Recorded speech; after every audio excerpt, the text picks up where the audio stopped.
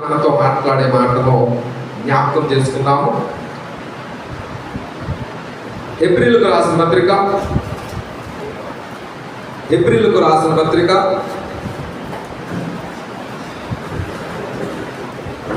10వ అధ్యాయము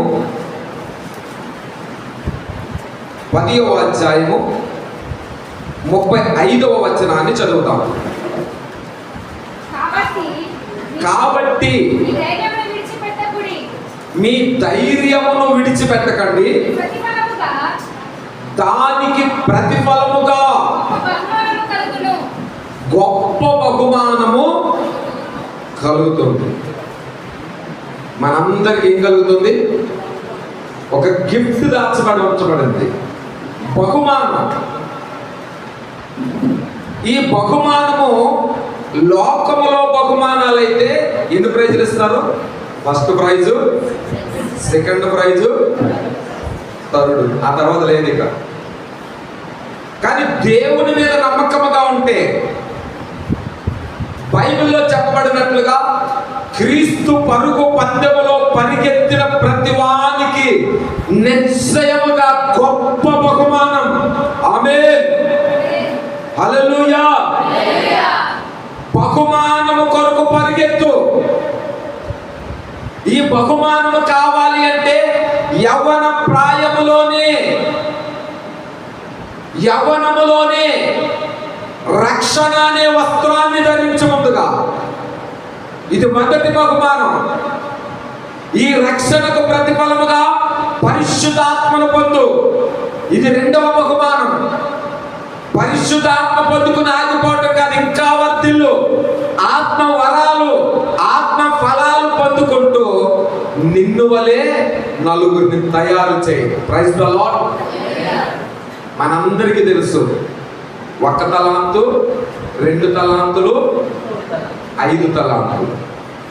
ఒకటిగాడు ఒంటిగానే ఉండిపోయాడు, 2 4 అయ్యింది, 5 10 అయ్యింది. ఏ యవ్వన సభ జరిగినా, ఎక్కడ సువార్తలో పాల్గొన్నా యవ్వన బిడ్డలారా ఒకటి చెప్తున్నాను, పెద్దలకైతే వార్నింగ్ మేల ప్రార్థన, యవనస్తులకైతే ఇదిగో బలము పొందుకో. ఈ యవనస్తుల కూడికలో సింహాలను చేర్చగలే బలం, ఎలుగుబంటులు చేర్చగలిగే బలం ఎక్కడ నుండి కలుగుతుందంటే వాక్యములో నుండే. వాక్యముని సింహము, ఎలుగుబంటు వంటి సమస్యలను సులభముగా ఛేదించాలంటే ఏముండాలంట? ధైర్యం. దావీదు తన జీవిత కాలంలో ఆఖరి నిమిషం వరకు ఓడిపోకుండా ఉండటానికి గల కారణము ధైర్యము. ఎస్తేరు తన జీవితంలో తన ప్రజలను రక్షించడానికి గల విశ్వాసము, ధైర్యము. ఈ మధ్యాహ్న సమయంలో యవనస్తులారా ధైర్యముగా ఉండండి, బలముగా ఉండండి, వాక్యమందు వేరు పారిన వారుగా ఉండండి. ఈ బహుమానం కావాలంటే ఏముండాలి? బహుమానం పొందాలంటే ఏముండాలి? బహుమానం ఇచ్చేవాడు ఎలాంటి వాడో మీకు తెలియాలి. ఇదే 10వ అధ్యాయంలో 23వ వచనంలో కూడా ఒక మాట ఉంటుంది. వాగ్దానం చేసిన దేవుడు నమ్మదగిన వాడు గనుక మన నిరీక్షణ గమనించండి. ప్రతి కూడిక మీకొక నిరీక్షణ. ఈ నిరీక్షణలో ఏ మాటలు వింటున్నామో, ఏ వాగ్దానాలు వింటున్నామో, ఏమి నిర్ణయాలు తీసుకుంటున్నామో, ఏ వాగ్దానము చెప్పున నా ప్రియులారా దేవుని దగ్గర బ్రతిమలాడుతున్నామో. నా ప్రియులారా, నువ్వు దేవునికి ఇష్టడుగా ఉంటే, దేవునికి మనం ఇష్టలుగా ఉంటే, నీ ప్రార్థన అంట దేవుని కోపాన్ని చల్లార్చేస్తుంది. అప్పుడు కొట్టి దేవుని కనపరచు. హల్లెలూయా. ఇశ్రాయేలీయులను నడిపించినప్పుడు 6 లక్షల కాల్వలాన్ని నడిపించడానికి ఇద్దరే యవనస్తులను ఎన్నిక చేశాడు, మోషే, అహరోనులు.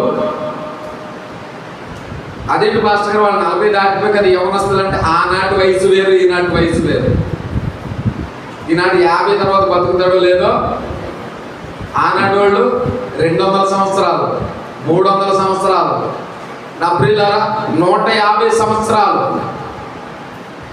బ్రతికిన ప్రజలుగా ఉన్నారు కనుక అప్పటి వయస్సును లెక్కేస్తే మోసే అహరోనులు యవనస్తులే.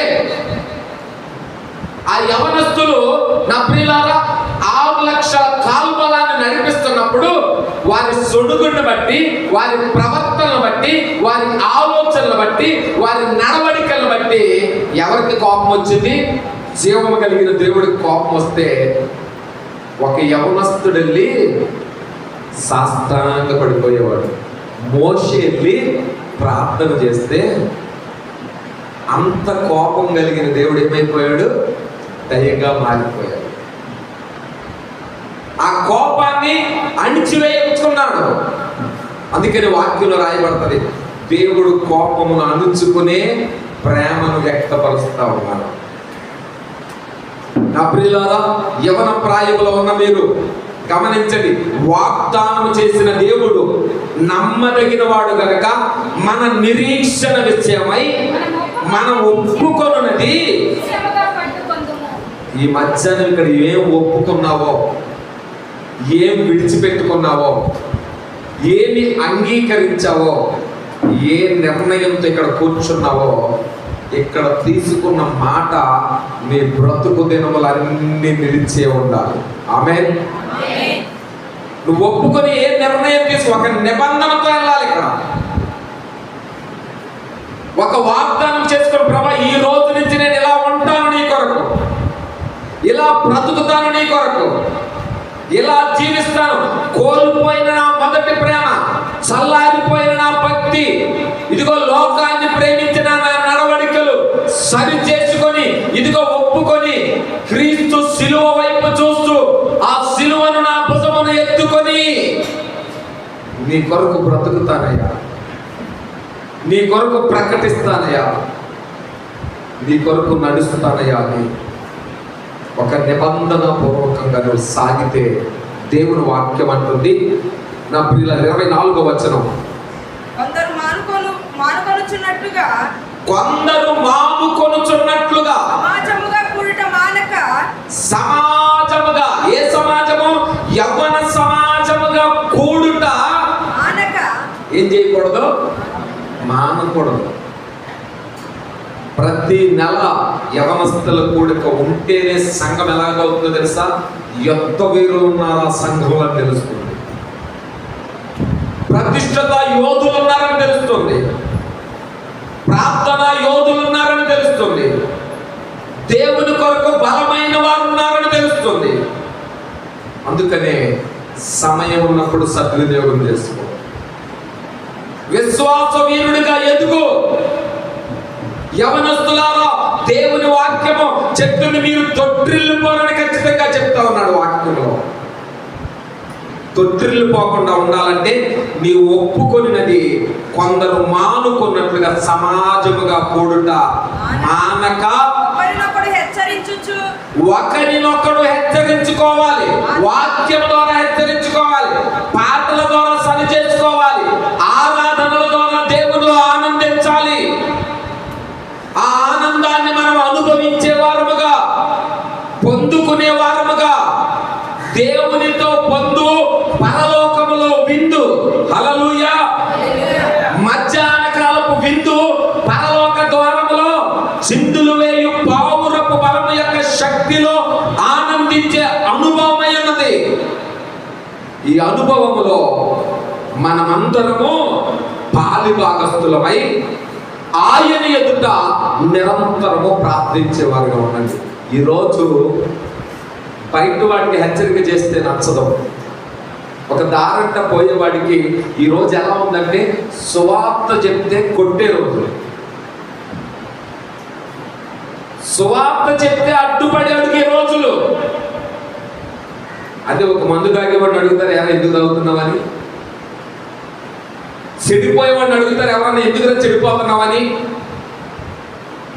ఈరోజు యవనస్తులకి ఏదన్నా సలహా చెప్తే ఏమంటారు? నువ్వు నాకు చెప్పేదేంటి? నువ్వు నాకు సలహాలు ఇచ్చేదేంటి? ఏం చెయ్యాలో నాకు తెలుసు. ఒంటి కాలు మీద లేస్తున్నావేమో, జాగ్రత్త. జ్ఞానము, ఆలోచన దేవుని యొద్ద నుండే వస్తున్నాయి కనుక యవనస్తులారా, హెచ్చరికకు లోబడు, హెచ్చరికను గైకొను, దేవుని మాట వినేవారిగా ఉండు, దేవుని పనిలో పాలిభాగస్తుడవై ఉండు, దేవుని ఎదుట నమ్మకత్వాన్ని సంపాదించుకో. సమూయేలు చిన్నప్పుడే దేవుని దగ్గర ఏం పొందుకున్నాడు? నమ్మకాన్ని సంపాదించుకున్నాడు. దైవజనుడి దగ్గర పెరిగాడు, ఆ పరిచర్యలో వర్ధిల్లాడు. మరి ఏలీ కుమారులకు ఆ ధన్యత వచ్చిందా? రాలేదు.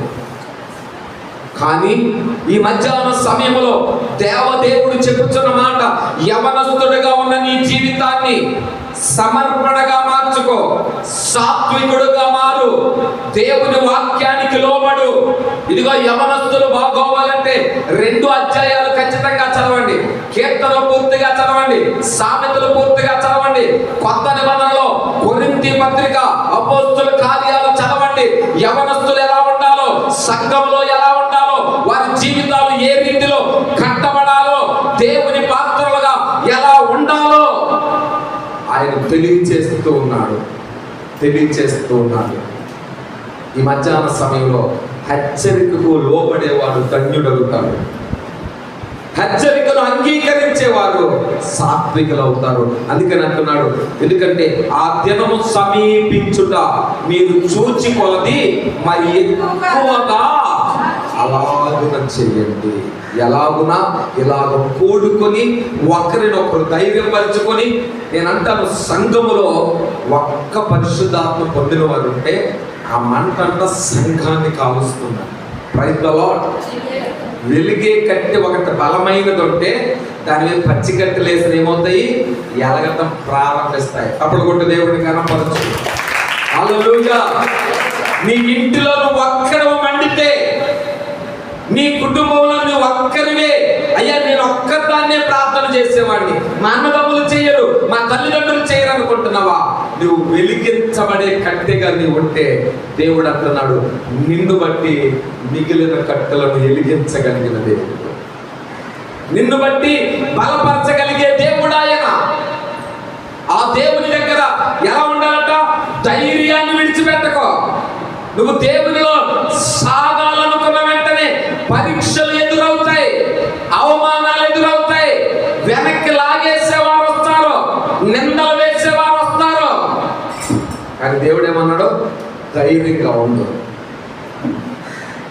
ఆ ధైర్యం కావాలంటే సింహాల బోనులో దానియేలుకు వచ్చిన ధైర్యం ఎక్కడి నుంచి వచ్చింది? నా ప్రియుల ప్రార్థన వలన. ప్రార్థన అంత సాహసోపేత కార్యాలను చేస్తుంది. చాలా మంది అంటారు, డబ్బుంటే కొండ మీద కోతిని. నిజంగా వస్తుందా? డబ్బుంటే కొండ మీద కోతి రాదు.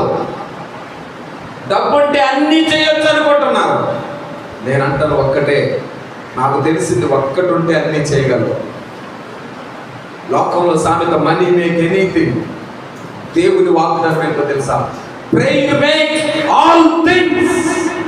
ప్రార్థన నీ ఆయుధమైతే, ఉపవాసము నీ తట్టి అయితే, ఈ వాక్యము నీ కనులకు వెలుగై ఉంటే, దేవుని మాట నీకు కిరీటముగా ఉంటే, నువ్వు మోకరించి అడిగితే, దేవుడే అన్నాడు కదా, ఏమని? ఆవగింజంత విశ్వాసము నీలో ఉంటే ఏమి లేస్తుంది? కొండలేస్తుంది. హల్లెలూయా, హల్లెలూయా. సంవత్సరపు ఆదివారాలెన్ని? ఆ ఆదివారాల్లో దేవుని దగ్గర గడిపిన గంటలెన్ని? దేవుని దగ్గర ఒప్పుకున్నవెన్ని? సరి చేసుకున్నవెన్ని? విడిచిపెట్టినవెన్ని? అన్ని లెక్కేసుకుంటే నా ప్రియులారా ఎంతే.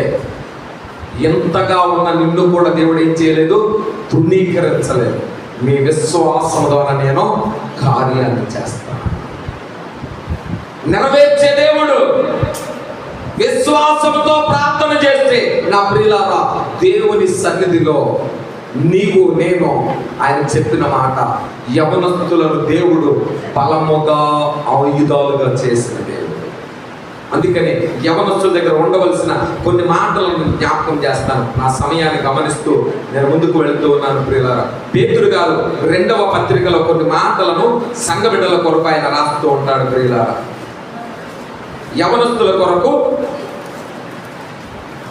పేతురు గారు రాసిన 2వ పత్రిక 1వ అధ్యాయము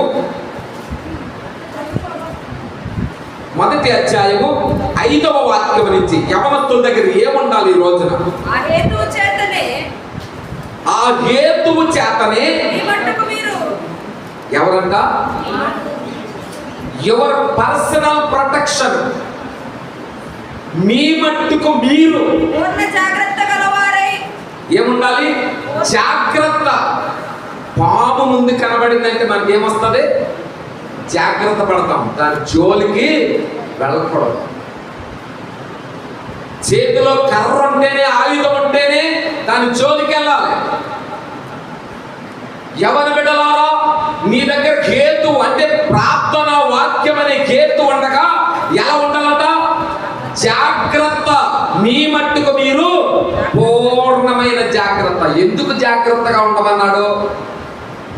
అపవాది గర్జించు సింహము వలె ఎవరిని మృంగుదునా, ఎవరిని పడద్రోయుదునా, ఎవరిని విశ్వాసహీనులుగా చేతునా, ఎవరిని లోకములో పడవేయుదునా, ఎవరిని ఎత్తుకుపోవుదునా అని ఎదురు చూస్తా ఉన్నాడు. కనుక ఎప్పుడు జాగ్రత్త కలిగి ఉండాలి, ఎప్పుడు జాగ్రత్త ఉండాలి. నీ మట్టుకు మీకు అందుకని అంటాను, ఎప్పుడు క్రైస్తవ జీవితాలలో యవనస్తులైన మీ దగ్గర 3 ప్రార్థనలు ఉండాలి. ఒకటి, ఒంటరి ప్రార్థన ఎప్పుడు ధైర్యాన్ని ఇస్తుంది. గమనించండి, ఒంటరి ప్రార్థన మీకు ఉందా? ఏకాంత ప్రార్థన ఉందా? పాట ఉంటుంది కదా, అన్నిటికన్నా మిన్నగా కన్నీటి ప్రార్థన మీకుందా? అక్కడ రాబోతుంది. జాగ్రత్త కలిగి ఉండు. జాగ్రత్త కలిగిన వాడికి దేవుని స్వరం వినబడుతుంది. జాగ్రత్త కలిగిన వాడు ఎప్పుడు యుద్ధానికి సిద్ధముగా ఉంటాడు.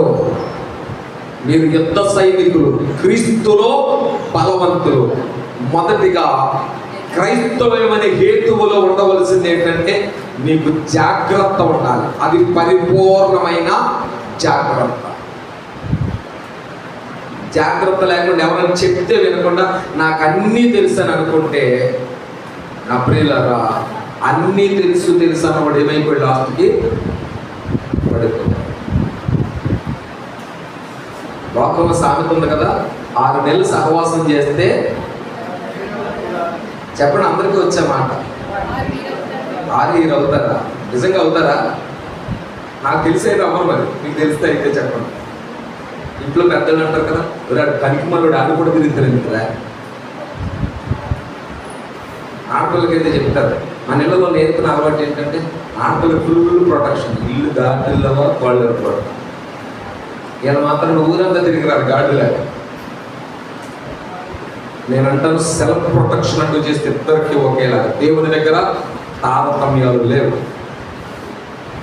జాగ్రత్త. రోషం కలిగి ఉండు.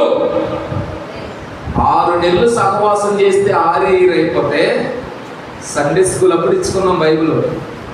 ఇప్పుడు సండే స్కూల్ అప్పటి నుంచి బైబిల్ ఉందిగా. కొన్ని సండే స్కూల్ అయితే ఏమీ లేదు, కంఠస్థ వాక్యం అని చెప్పి ఆ సండే స్కూల్ ఇచ్చి టీచర్ ఏదో చెప్తే వినేసి వచ్చేసాం. 13 ఇయర్స్ 14 ఇయర్స్ నుంచి ఏమైంది? జ్ఞానం వచ్చిందిగా. 2 మెదడులు ఉంచాడుగా, పెద్ద మెదడు ఒకటి, చిన్న మెదడు ఒకటి.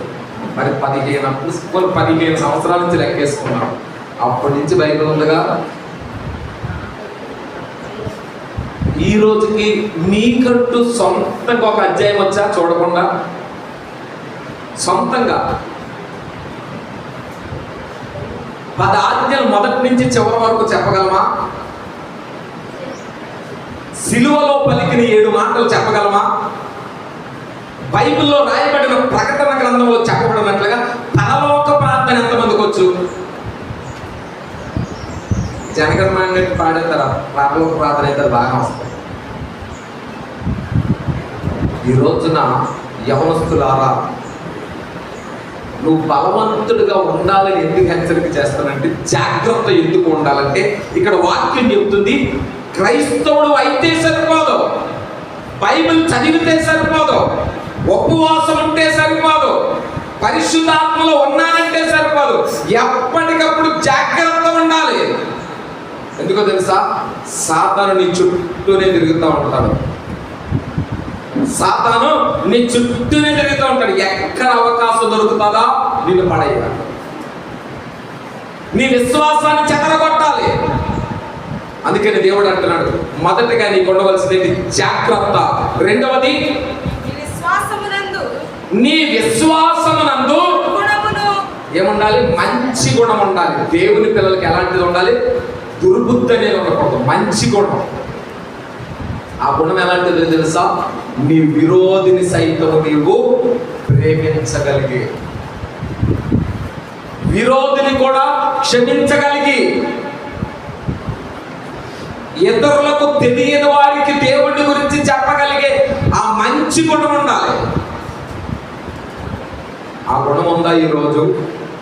సామెతల్లో కొన్ని మాటలు చెప్తారు, సమయం లేదు కానీ ఉండకూడనివి 7 ఉంటాయి సామెతల్లో. మనుషుడి దగ్గర ఉండకూడదంట, యవనస్తుల దగ్గర ఆ 7 గుణాలు ఉండకూడదంట. మీరు సామెతలు తీసుకుని ఇంటికి వెళ్ళి చదివితే ఆ మాటలు ఖచ్చితంగా కనబడతాయి ప్రియులారా. ఎందుకంటే ఆ మాటలు అంటారు, మంచి గుణమును సద్గుణమునందు జ్ఞానం ఉండాలి. అజ్ఞాని వలె బతకొద్దు. ఎఫెసీ పత్రికలు 5:15 అదే అంటాడు, సమయమును పోను ఒక సద్వినియోగం చేసి జ్ఞానుల వలె నడుచుకోండి, అజ్ఞానుల వలె కాదు. జ్ఞానం కలిగిన వాడంట రేపటి గురించి చింతించడంట. ఈ రోజు దేవుని కృపలో ఉన్నాము, రేపు ఏం జరిగినా దేవుని చెప్తాం, రేపు ఏమి జరిగినా అది దేవుని దయ. ఇంకొకటి నా ప్రియులారా, జ్ఞానమునందు ఆశా నిగ్రహం. చూసిందల్లా కావాలనుకో, కష్టపడి సంపాదించుకోవాలని ప్రయత్నం చేయి నా ప్రియులారా. ఎందుకంటే కొంతమంది తల్లిదండ్రులు పేట మీద కట్టి పెడతారు. మొన్న భీమవరంలో వాళ్ళ అమ్మని అంటున్నాయి, నువ్వు ఫస్ట్ క్లాస్ పాస్ అవ్వడం బండి కొనిస్తున్నాను. చక్కగా ఫస్ట్ క్లాస్ పాస్ అయిన తర్వాత వాళ్ళ అమ్మ పేట మీద కట్టేస్తాడు. బండి అంటే ఈవిడికి నచ్చిన బండి కొనేవాళ్ళనుకోండి, ఆడని కూడా నాకు నచ్చిన బండి కొనిస్తాడు. 10th ఫస్ట్ క్లాస్లో పాస్ అయిన వెంటనే, అమ్మ పేపర్లో నా పేరు వచ్చింది, ఇదిగో ఆ డ్యూక్ బైక్ కావాలి. ఏ బైక్ అది? నేనంటాను, బండి కొనుక్కుంటే అమ్మని నాన్న ఎక్కించుకుని హాస్పిటల్కి తీసుకెళ్ళేలాంటి బళ్ళు. ఆ బండి కొనుక్కుని నువ్వు వేగంగా వెళ్ళిపోయి తల్లిదండ్రులకు బలమైన లోటు తెచ్చిపెట్టడం. ఈరోజు ఎక్కడ చూసినా బైక్ యాక్సిడెంట్లు ఎవరున్నారు? యవనస్తులే. రీల్స్ చేయడానికి కొంత కొత్త బండి కొనిస్తే ఎంతలో కూర్చోబెట్టుకుని ఫోన్ ఇలా పెట్టుకుని రయ్యి మన ఒక చేతితో బండి తిప్పితే కాలు చేయిపోయి మనసుపోతే హాస్పిటల్ ఎక్కేస్తాం. ఈ రోజున జాగ్రత్త. నీ తల్లిదండ్రులు లిమిట్ ఏంటో తెలుసుకో, అన్నిటినీ అణుచుకో, నీవు కష్టపడి సంపాదించుకోవాలనే ప్రయత్నం చేయండి. ఇవన్నీ కావాలంటే నిగ్రహం. నేను సంపాదిస్తాను. చాలా మంది అంటాం కదా, ఇంట్లో కోపం వచ్చినప్పుడు నాకు ఒక రోజు టైం వస్తుంది, ఆ రోజు నేను చెప్తాను. నేను అంటాను, నీ టైం ఎలా రావాలి తెలుసా? మొదటగా నేను చెప్పాను, 6 డిజిట్లో రావాలి నీ టైం. లక్షలు సంపాదించేలా అది రావాలి అంటే రోషం కలిగిన ప్రార్థన ఉండాలి, దేవుని మీద ఆదుకునే మనస్సు ఉండాలి, ఆయనతో సహవాసం ఉండాలి, ఆయన్ను హత్తుకొని సాగాలి, ఆయననే గురిగా పెట్టుకొని సాగాలి. అప్పుడు శ్రమలు సహిస్తావు, అవమానాలను దాటుకొని వెళ్తావు, నిందలను అధిగమించి వెళ్ళి అన్నిటినీ కంట్రోల్ చేసుకుంటావు. ఆశా నిగ్రహమునందు ఏముండాలంట? సహనం ఉండాలి. చాలా మంది జీవితాలు ఈరోజు సహనం లేదు. చిన్న మాట అంటే ఎలాగా సెలపాం పిల్లలు ఇచ్చినట్లు ఇస్తారు. సహనం లేదు, ఓర్చుకోలేవు. ఈరోజు దేవుడు అంటున్నాడు, క్రీస్తు కార్యాలు చూడాలి అంటే వేచి చూడాలి, ఓర్చుకోవాలి, కనిపెట్టాలి. అబ్రహాము గారితో మాట్లాడినప్పుడు ఎన్ని సంవత్సరాలు కనిపెట్టాడో దేవుడు నెరవేరుస్తాడు అని. అనేక మంది భక్తుల జీవితాల్లో అదే జరిగింది. కనిపెట్టి ఉన్నారు, వేచి చూచారు, దేవుని కార్యాలను సంపూర్ణంగా అనుభవించారు. యవనస్తులారా, మీరు వేచి ఉంటే, ప్రార్థనా యోధులుగా ఉంటే దేవుడు అంటున్నాడు నీ సహనము నీకు సహాయముగా మారుతుంది. Praise the Lord. నువ్వు కనిపెట్టి చేసే ప్రార్థన నీ చుట్టూ నీ అక్కర్లను తీర్చేందుకు కృపగా మలిచే దేవుడు. ఇంకా ఏమంటాడు ప్రియులారా, ఆయన సహనమునందు భక్తిని, భక్తి యందు సహోదర ప్రేమ. భక్తి ఉండాలి, ఆ భక్తిని కలిగించే శక్తి భయము, భక్తి. ఈ రెండు ముడిపడి ఉన్నాయి. చాలా మందిలో భయం ఉంటే భక్తి ఉండటం లేదు, భక్తి ఉంటే భయం ఉండటం లేదు. ఈ రెండింటిని ముడి వేసుకో. ఇంకా ఏమంటారు, భక్తి యందు సహోదరుల ప్రేమ.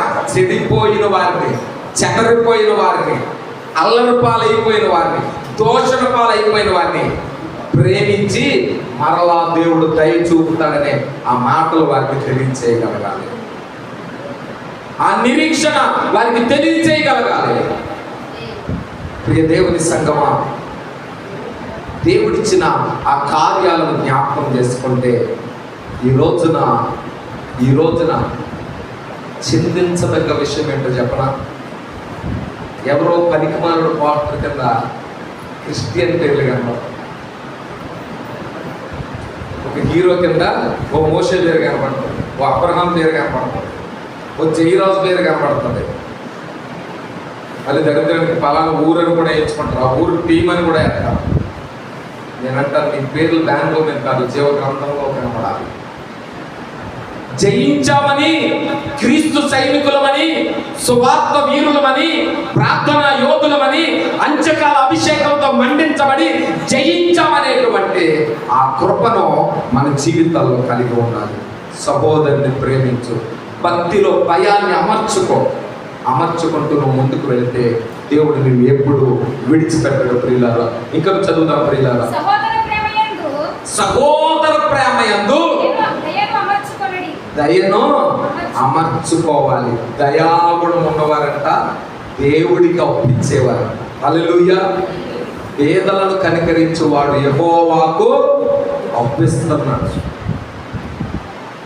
ఈ రోజున దేనిని అమర్చుకుంటున్నాం మనము? ఏ మాట మీద సాగుతూ ఉన్నాము? ఏ ఉద్దేశంతో నడుస్తూ ఉన్నాము? ఏ రీతిలో దేవుని ప్రేమను, నా ప్రియులారా, ఆశ్చర్య కార్యాలు జరిగించుతున్న ఈ కార్యాలన్నింటినీ మనం జ్ఞాపకం చేసుకుంటే దేవుడు ఇలాంటి వాగ్దానాలు నీకు తెలియజేసినప్పుడు యవన ప్రాయములో నువ్వు సరి చేసుకోకపోతే ఏమైపోతావంట? కిందకు వెళితే ఆయన అంటాడు, ఇవి మీకు కలిగి విస్తరించిన ఎడల మన ప్రభువైన యేసుక్రీస్తు గూర్చిన అనుభవ జ్ఞాన విషయములో మనల్ని సోమరులైనను నిష్ఫలులైనను కాకుండా చేసేదిదే. మీ జీవితాన్ని నిర్ణయించేదిదే. ఇవన్నీ తెలిసి కూడా నువ్వు సోమరిగా ఉన్నావంటే, ఇవన్నీ తెలిసి కూడా నా ప్రియులారా నువ్వు ఫలాలు లేని వాడిగా ఉన్నావు అంటే దాని ఫలితార్థం ఏంటి? కాయలు లేని చెట్టు వంక ఎవడన్నా చూస్తాడు? అసలు ఫలాలు కలిగిన చెట్టుకి ఏం తగులుతాయి? రాళ్ళ దెబ్బలు తగులుతాయి. నువ్వు క్రీస్తులో ఫలించు, క్రీస్తు కొరకు నిలబడు, ఆయన సన్నిధిలో సోమరి అవ్వమంట, నిష్ఫలాలు లేనివాడిగా ఉండమంటాడు. ఇంకేమంటాడు? ఇవి ఎవరికి లేకపోవునో వాడు తన పూర్వ పాపములకు శుద్ధి కలిగిన సంగతి మరిచిపోయి గుడ్డివాడును దూరదృష్టి లేని వాడు అవుతాడు. అన్నీ తెలిసి కూడా దేవుడు ఉన్నాడు, దేవుడు కార్యం చేస్తున్నాడు, నన్ను బలపరిచేవాడు, నా సహాయకుడని నువ్వు విశ్వసించకపోతే లేకపోతే నువ్వు గుడ్డివానితోనే సమానం. నువ్వు గుడ్డివాడు అంటున్నాడు. ఎలాగంట? గుడ్డివాడుగాను దూరదృష్టి. ఎందుకంటే నాకు లక్ష్యం ఇచ్చాడు దేవుడు, నన్ను రక్షించాడు. నా గురించి దేవుడు ఒక్కొక్కరిని ఎందుకు రక్షిస్తాడో తెలుసా?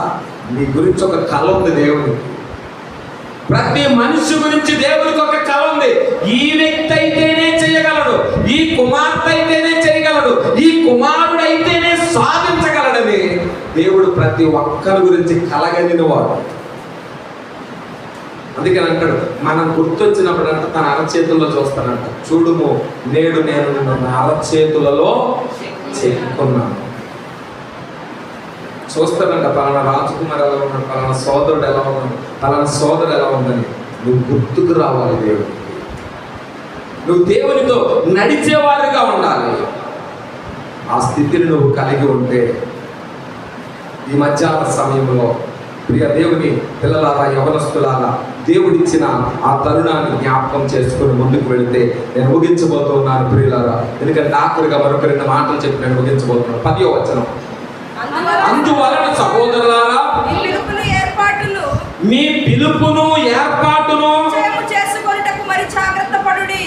నిశ్చయము చేసుకొనుటకు మరి జాగ్రత్త పడుడి.